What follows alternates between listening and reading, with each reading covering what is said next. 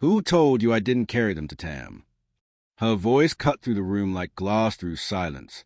Julian turned pale, and in that moment, every guest of the baby shower realized this wasn't a celebration. It was a reckoning. Don't you ever call me unfit again, not while you're holding the son you left behind. The crystal glass slipped from Julian's hand and shattered against the floor of Medina Estate's ballroom. No one moved. Not his fiancée, not the guests, not even Serena. She stood in navy silk, calm as a knife before it cuts. Her daughter clung to her wrist. Her son gripped the bear he never let go of. The room swirled in tension, faces trying to place haze, eyes bouncing between the children and the man who once said she didn't deserve them. Because 4 years ago, she was told she had miscarried. 3 months after that, he called her unstable. And 6 hours later, she was escorted out of the law firm she helped build. He destroyed her, buried her in silence, and then he sent her a baby shower invitation. It came sealed in gold, with a note handwritten in the same cursive she once traced across his back on quiet Sunday mornings. Maybe this time, you'll learn what real motherhood looks like. He thought she had nothing left, but she didn't come for vengeance. She came to return the truth, wrapped in curls and tiny shoes. Welcome back, my beautiful family and friends. I've missed you all so much. It's been a tough ride with some technical issues, but by God's grace, we're getting everything back on track. Thank you for sticking with me. Your support means everything. Before we begin, I want to say a little prayer over everyone watching, especially the women. To the women, may God strengthen you, comfort you, and fill your heart with peace and favor. To the men, may God guide you, bless your efforts, and give you wisdom in all you do. And may God's protection rest on every single one of you. Amen. If you're ready for today's story, hit subscribe and tell me in the comments where you're watching from, my USA and UK family. I see you. And please watch till the end, because tomorrow I'll be dropping another story you wouldn't want to miss. Now, let's get into the story. Now, let's rewind. 4 years earlier, before the gold seal, before the silk dress and the stays, before her twins were even a flutter in her body, there was just Serena, and the empty room. The ultrasound screen had gone still. No flicker, no heartbeat, just silence. A nurse folded a paper towel gently and touched Serena's shoulder. "I'm sorry," she said. Her voice was kind. Her eyes weren't. They were clinical, detached, the kind of eyes that had delivered this kind of news a dozen times before. Serena didn't cry. She just stared at the monitor like maybe, if she blinked wrong, it would turn back on. She had come alone. Julian was in New York. Quarterly meeting. He'd said, "Rain check, babe." She'd nodded, told him it was fine, that it was routine.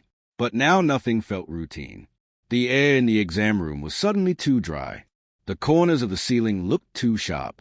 Her fingers clutched her coat like it could hold her together. By the time she reached the parking garage, the tears started. Silent, uncontrollable. One hand on the steering wheel, the other pressed to her stomach. That was Friday. By Monday morning, she was back in court heels and a power suit. She had always been the girl who pushed through. Ashbourne Law's offices stood tall over downtown Seattle, glass panels gleaming like judgment. She walked into the building like she wasn't already breaking inside. "Morning, Serena," the receptionist said with a smile. She nodded, didn't speak, couldn't. The elevator felt like a coffin with lights. By 10 a.m., her eyes had scanned 100 documents. She was behind on her caseload. HR had rescheduled a one-on-one twice. She thought maybe it was about maternity leave, or maybe the firm's wellness program. By 11:45 a.m., she was called to conference room 9. No agenda, no warning. She walked in and the air shifted. Julian was already seated. 3 board members sat beside him. No one smiled. "Miss Blaine," Mr. Corwin began, "please have a seat." She did. Slowly. "We've been reviewing your performance over the last few months." Another man said, Greg Hartman, a man who once toasted her at the holiday party for saving a multimillion-dollar account. "And we have concerns." "Concerns?" Serena echoed, heart already slamming. "We've noticed errors in judgment, lapses in clarity, behavior that quite frankly, raises questions about your emotional fitness for this firm. She blinked. I'm sorry, what? Julian didn't look at her. He stared at the table. You missed 3 deadlines last quarter, Corwin said. I was managing a full trial docket. You snapped at a client in mediation. He made a misogynistic comment about a pregnant associate and I. And now we've learned about the personal situation. Hartman said, voice low. The miscarriage. The word stung. Out loud, it hurt more. Serena glanced at Julian, silently begging. Say something. Defend me. Remind them of my record. Remind them I'm human. He didn't look up. She felt it. The shift. They weren't here to support her. They were here to replace her. I'm grieving, she said softly, but I'm still capable. I've delivered results consistently. Corwin interrupted. Miss Blaine, we're not questioning your history. We're evaluating your current state. A firm like Ashbourne Law can't afford instability. That word, instability, not grief, not exhaustion, not loss. She stood slowly. Her voice was low, but steady. And who told you about my pregnancy? She asked. The silence confirmed what she already knew. Julian, he had given them the bullets. Now they were using her pain for target practice. We've decided to terminate your partnership effective immediately, Hartman said. We'll provide a standard exit package, and your files will be transferred to internal counsel. Julian still said nothing. Not a word. 2 security guards waited outside the glass doors like they'd been scheduled. Her world, once carved out of case files and courtroom victories, collapsed in 11 minutes. She didn't cry in the elevator. Not until the doors closed. Her hands trembled as she removed her badge, as if it had betrayed her too. The hallway was silent when she stepped out. No goodbye hugs. No questions. No one asked what really happened. They didn't have to. In places like Ashbourne Law, the first person to speak gets targeted next. Outside, the clouds over Seattle had turned a cool kind of gray. It didn't rain. It just hovered. That night, Serena sat on her living room floor surrounded by half-packed boxes. She'd already been planning to move into Julian's condo next month. Now that wasn't happening. She opened her laptop, reread the HR termination email, and then stared at the blinking cursor on her resignation letter draft. He hadn't even texted. Not a single word. She wanted to scream. Throw something. Break glass like the one he sipped bourbon from a night he told her, I just don't think you're in a place to be a mother right now. As if motherhood had a setting. As if loss made her less worthy, instead of more. She reached for her phone. Started typing. Then stopped. No message would fix it. No closure would unbreak her. But somewhere in that silence, she made a quiet decision. If they wouldn't see her as human, she'd rebuild as something even stronger. If you've ever been punished for breaking down, you already know. They don't call it weakness. They call it unfit. But if Serena's story moved you, honor her survival with a subscribe. Someone needs to know this part of her wasn't fiction. Serena collapsed in aisle 7, somewhere between the cereal boxes and the canned beans. It wasn't dramatic. No gasping or screaming. Just a slow buckle of her knees and a faint thud as she sank against the metal shelf, dizzy and weightless. A manager's voice echoed from a distance. Someone get water. She came to where the sharp overhead lights of PCC Community Markets buzzing above her, the scent of organic ginger and bleach stinging her nose. You probably stood up too fast, someone mumbled. She nodded and pretended that was the truth. But it wasn't the first time. Over the past 2 weeks, Serena had blacked out on the bus. Thrown up before dawn. Gone from bone-tired to disoriented in seconds. She blamed it on overwork, on grief. She was still adjusting to the 3 a.m. stocking shift, still counting every dollar, still rationing meals to pay rent. Stress made bodies do strange things. Or so she thought. By the 3rd dizzy spell, she dragged herself to Swedish hospital, sliding her name across the front desk with shaking hands. She didn't have insurance anymore. Ashbourne Law had stripped that too. But they agreed to see her. The nurse asked routine questions. Headaches? Nausea? Missed periods? Serena hesitated. Yes, maybe. I don't know. She didn't keep track anymore. Time blurred. They ran tests, blood work, vitals. Then the doctor walked in holding a chart like it weighed more than it should. "You're pregnant," she said gently. Serena's throat closed. "No, I had a miscarriage." The doctor frowned. "Check the chart. You were told you miscarried. But there's no record of a DNC, no follow-up, and based on your HCG levels." She turned the monitor toward her. "You're not just pregnant. You're carrying twins." Serena stared at the screen. 2 pulses, 2 sacs, 2 lives, flickering in the grayscale. For a moment, she forgot how to breathe. A nurse offered her a tissue. "Do you want to lie down?" She didn't answer. She walked to her car in a daze, barely making it into the driver's seat, before her body crumpled against the steering wheel. This time, the tears came freely. They weren't loud, just steady. Stunned. The miscarriage wasn't real. The grief they used against her, the reason Julian and the board destroyed her, it was built on a clerical error. And now, she was still carrying life. 2 of them. She looked down at her trembling hands, then whispered a vow that would shape everything that came next. "You will never be someone's weapon, or someone's secret." The delivery room smelled like antiseptic and resilience. No one was waiting in the hallway. No partner's hand gripped hers. No one brought flowers. The walls were bare. The light flickered above her bed, and Serena's only companion was a steady hum of machines counting down to the moment her life would split in 2. "Push," the nurse said gently. She did. One final breath, a scream swallowed in silence. Then came the first cry. Loud. Fierce. A protest. The nurse smiled. "That's a healthy set of lungs." Cale Ashbourne entered the world fists first, howling like he already knew it hadn't been fair to his mother. Serena sobbed quietly, not from pain, but from disbelief. He was real. He was hers. Then came the second one. Calla. Soft. Still. Not a cry. Just wide, unblinking eyes. The room held its breath. "Is she okay?" Serena whispered. The nurse listened, smiled again. "Perfectly fine. Just calm." Calla blinked, then curled her tiny fingers around Serena's thumb like she'd been waiting her whole life just to do that. No cameras, no press releases, no gold-framed nursery posts. Just Serena, breathing through tears, holding 2 humans who had no idea the world once declared she'd never be their mother. She pressed her forehead to theirs. "They called me unfit," she whispered, "but they didn't see you."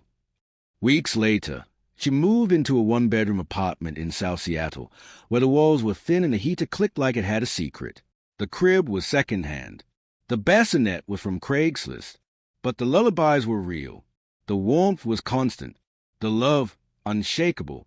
She worked 3 jobs, overnight stocking at PCC, part-time data entry, and weekend rideshare shifts.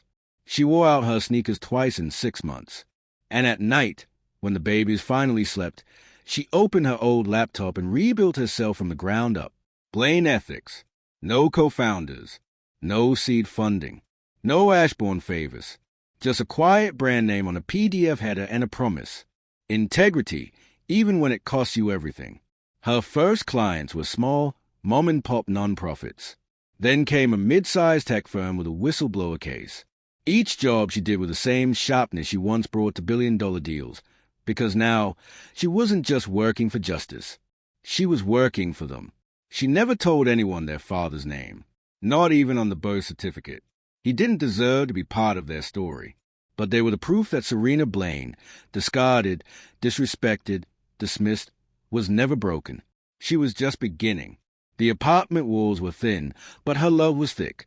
Most nights, Serena sat cross-legged on the floor, laptop balanced on a crate.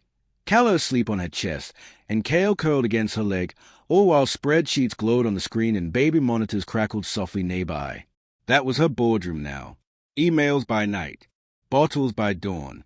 Her days were stitched together like patchwork, a part-time ethics consult in the morning, nap schedules between client calls, restocking produce at PCC community markets by night. It wasn't glamorous. It wasn't even sustainable. But it was survival. Cale started showing signs early. The words just wouldn't come. While Calla spoke in bright, complete sentences by 18 months, Cale stayed quiet. Not out of shyness, but something deeper. A pediatric Ian confirmed it. Expressive language delay. Therapy wasn't optional. The cost? $640 a month. Serena stared at the bill like it was written in a different language. She looked over at her twins eating Cheerios off the floor, humming to a Sesame Street rerun. She opened her jewelry box that night, a small, velvet-lined case from another life. Only one piece left. A diamond tennis bracelet Julian gave her after closing a merger. She sold it by morning. Then came the winter. Calla's fever spiked at 2 a.m. No car, no buses running. Snow thick on the sidewalks. She wrapped Calla in layers, slipped Cale onto her hip, and walked. 2 miles to Swedish hospital. Her boots soaked through. Toes numb, breath jagged. She didn't cry when they reached the ER. She didn't speak. She just handed the nurse Calla's Medicaid card and stood there, shivering. There were days she skipped meals so the twins could eat seconds. Weeks she wore drugstore concealer to hide the exhaustion. And still, she never let them see lack. Only love. They read books. They sang nursery rhymes. She taught them affirmations before bed. I am strong. I am safe. I am loved. Every night, because they were. And so was she. One evening, after dinner, Cale pointed at the night sky and whispered, "Moon." Just one word, but it hit her like an avalanche. He had never said that before. She dropped to her knees, pulled him into her arms, and sobbed. That's what survival looked like. Not medals, not miracles, just tiny wins built on broken nights. If you've ever had to choose between diapers and dinner, you know what real survival feels like.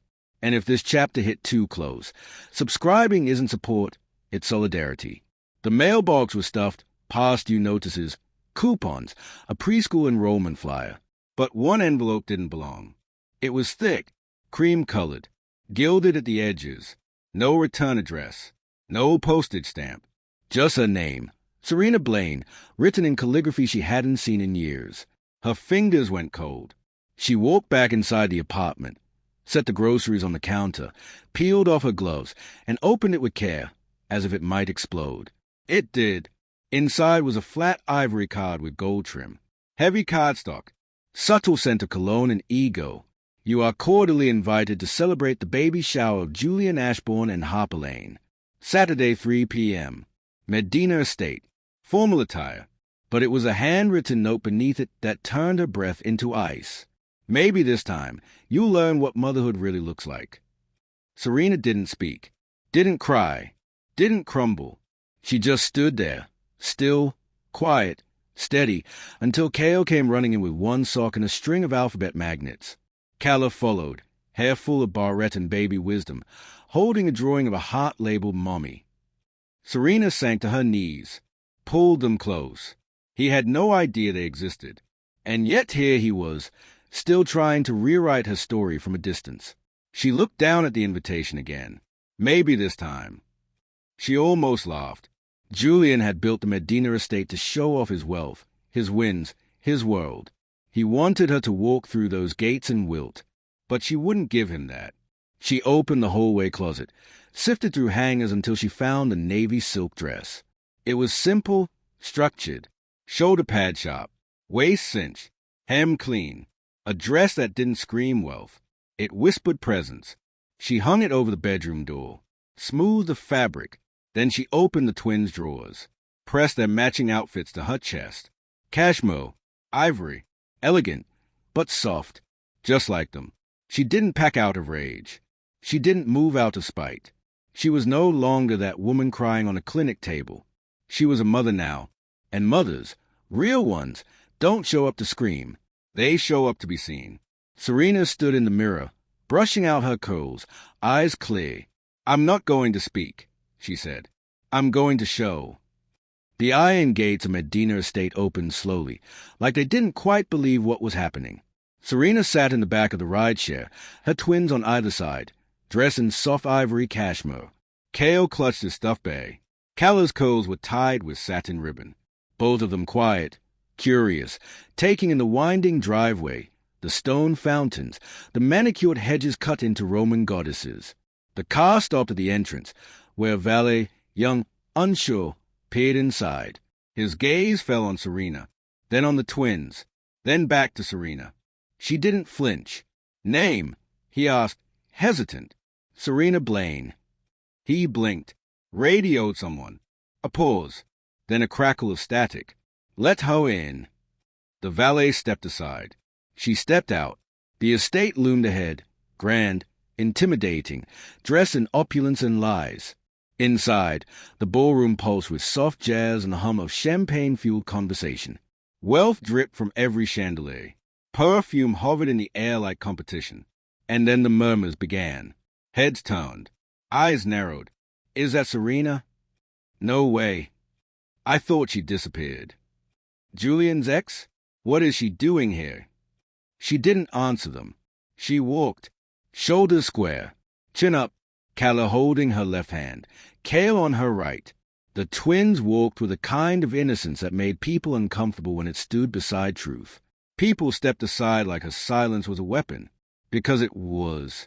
She passed couples who had once smiled in her face, then watched her fall.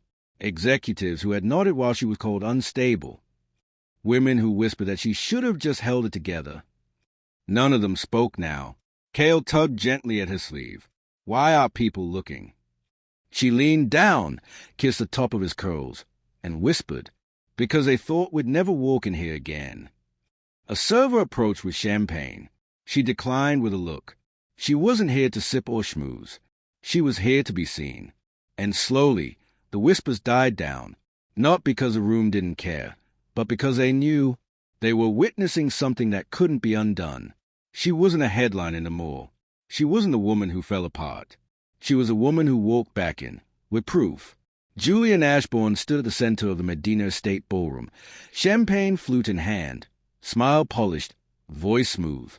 "To love," he said, raising the glass toward Harper Lane, glowing in designer white, her hand resting on her growing belly. "To new beginnings, to family, to the future." Applause echoed through the chandeliers. Glasses clinked. Then, a pause, a shift in the room's energy, a ripple of movement at the far end of the hall. Julian's eyes caught the commotion first. His smile faltered. Serena stepped into the spotlight. Slowly, silently, Cale and Calla walked beside her, their hands still in haze, their eyes wide, curious, innocent. Her heels clicked softly across the marble. She didn't say a word. Not yet. Whispers buzzed like hornets. Is she really doing this here? Are those? Oh my God! Julian's throat tightened. His gaze dropped, first to the boy, then to the girl, and then to the object in Serena's hand. She approached the gift table slowly and placed it gently on the white linen. A small, worn elephant plush toy, gray, frayed at the edges. The room stilled. Julian recognized it instantly. He had given it to her once, as a joke, during brunch at their old condo. "A head start," he'd said, handing it to her with a smirk. "For our future kid." That was before the appointment, before the boardroom, before he'd gutted her with the words, "Someone like you isn't fit to be a mother." Now, the toy sat between them like a ghost. His voice cracked, barely audible. "Who are they?" Serena looked up, eyes steady, jaw tight. She didn't raise her voice. She didn't need to. "The children," she said softly. "You said I wasn't fit to raise." The room froze. Across the hall, Harper's glass slipped from her hand and shattered. A splash of red wine bloomed across her dress like spilled blood. No one moved. No one breathed. And Julian, the man who built this estate, this image, this illusion, stood frozen in a house full of guests, staring at the family he never knew he had. But Serena didn't flinch, didn't explain, didn't apologize. She simply reached for her children's hands and turned, because this moment wasn't about revenge. It was about truth. And truth, once spoken, doesn't need an encore. Serena didn't stay to watch the aftermath. She didn't wait for Julian's apology, didn't look back to see who whispered, who stared, who finally connected the dots. She simply took her children's hands and walked out to Medina Estate, the same way she walked into it, Tall, quiet, and full of truth. The valet offered a nervous glance. She nodded once. The car ride home was peaceful.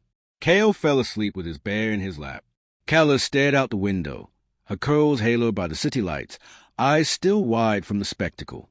"Mommy," she whispered, "do we get to go back to the big house again?" Serena smiled as she adjusted the buckle on Cale's booster. "No, baby, we don't need it." She looked at them, warm, healthy, whole. "We already have everything." Back at the apartment, Serena tucked them in. 2 small beds pushed together, bedtime books stacked in a tower of stories she promised she'd finish tomorrow. They giggled under the covers, still buzzing from the day's magic. But for Serena, the day wasn't magic. It was closure. No fireworks. No justice served on a platter. Just a piece of knowing she hadn't been erased. Only reborn. 1 week later, her phone rang as she walked back from PCC with a bag of fresh fruit and discount almond milk. "Serena Blaine," the voice asked. "This is Allison from Halverson Tech. We followed your work with Blaine Ethics, and would like to offer you a lead position on a federal compliance investigation." Serena stopped in the middle of the sidewalk. Wind blew through her coat. People passed her without noticing. Her name was in rooms again. Not whispered, not buried, respected, remembered, requested, not as the ex, not as the girl who got too emotional, not as the woman who lost it all. As a legend, she didn't rush to post it on LinkedIn, didn't send a smug text to Julian. Instead, she walked home, kissed her kids, lit a candle, and sat in the glow of everything they said she couldn't have. If you ever walked back into a room that tried to erase you, this chapter is yours. Subscribe not for her, but for the girl who's still waiting for her own return. Thank you for watching this story to the very end. Merry Christmas, and may this season bring you love and surprises beyond expectation. If this story moved you, the next one will completely shock you. It's deeper, more intense, and even more intriguing. Click the image on your screen right now to continue the journey.